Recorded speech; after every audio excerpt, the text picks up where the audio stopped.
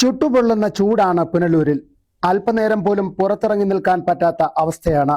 സംസ്ഥാനത്തെ രണ്ട് പ്രധാന ചൂടൻ നഗരങ്ങളിൽ പുനലൂർ ഒന്നാമനോ രണ്ടാമനോ എന്നതിൽ മാത്രമേ നേരിയ വ്യത്യാസം വരാറുള്ളൂ.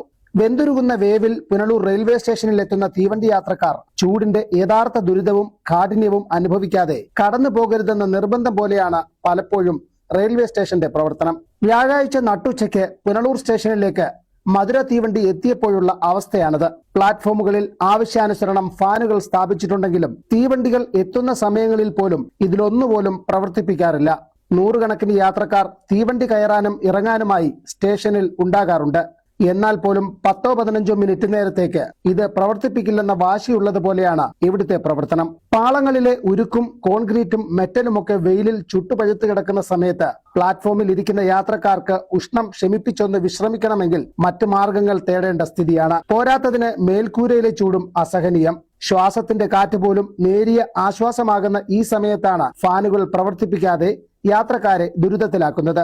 പഴയ പ്ലാറ്റ്ഫോമുകൾ ഉയർത്തിയപ്പോൾ ഉയരം കുറഞ്ഞ മേൽക്കൂരയിൽ നിന്നുള്ള ചൂടും അസഹനീയമാണ്. പ്ലാറ്റ്ഫോമിൽ തറയോട് വിരിക്കുന്നതടക്കമുള്ള നവീകരണ ജോലികൾ നടക്കുന്നതിനാൽ പൊടിശല്യം അടക്കമുള്ള അനുബന്ധ ദുരിതങ്ങളും ഉണ്ട്.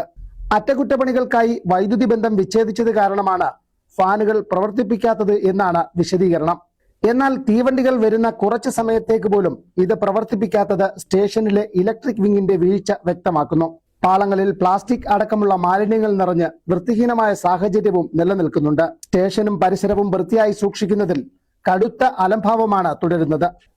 പ്രധാന കവാടത്തിൽ നിന്ന് സ്റ്റേഷനിലേക്ക് പ്രവേശിക്കുന്ന ഭാഗത്തും ടിക്കറ്റ് കൗണ്ടറിന് സമീപത്തും കാറ്റും വെളിച്ചവും ഇല്ല. തെരുവ് നായകളെ ചവിട്ടാതെയും കടിയേൽക്കാതെയും യാത്രക്കാർ രക്ഷപ്പെട്ടാൽ രക്ഷപ്പെട്ടെന്ന് പറയാം. ഇതര സ്ഥലങ്ങളിൽ നിന്നും പുനലൂരിൽ ആദ്യമായി തീവണ്ടി ഇറങ്ങുന്ന യാത്രക്കാർക്ക് ശുചിത്വ ഭാരതത്തിന്റെ മറ്റൊരു മുഖം കാണേണ്ട ദുരവസ്ഥയാണ്. വേണ്ടതിനും വേണ്ടാത്തതിനും നിവേദനവും പ്രതിഷേധങ്ങളുമായി എത്തുന്ന പാസഞ്ചർ സംഘടനകൾക്കും ഇക്കാര്യത്തിൽ മൗനം തന്നെയാണ്.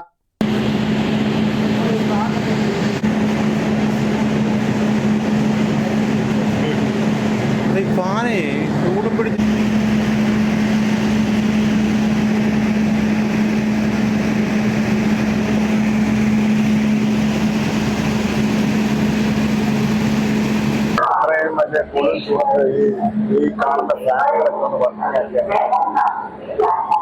ആദ്യം വെള്ളം തീരാണ്.